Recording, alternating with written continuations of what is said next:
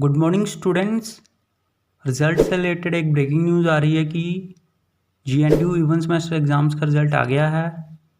तो जिन जिन क्लासेस का रिज़ल्ट आया है वो हैं MSc mathematics FYIC USHS 10th semester, MTech computer science and engineering 2 year course 4th semester, master of arts in sociology 2nd semester 4th semester, master of computer applications FYIC 8th semester 10th semester. तो सभी students GNDU की official website पर जाकर अपना अपना result check करें gnu.ac.in पर। All the best सभी स्टूडेंट्स को। उम्मीद है कि आप सबका रिजल्ट बहुत ही अच्छा आया होगा और सभी स्टूडेंट्स पास होंगे। तो जैसे ही किसी और क्लास का या फिर किसी सेमेस्टर का रिजल्ट आता है तो हम आपको बता देंगे। तब तक इस वीडियो को लाइक कर दो, शेयर कर दो, चैनल सब्सक्राइब कर दो और बेल आइकन जरूर प्रेस कर देना। Thank you.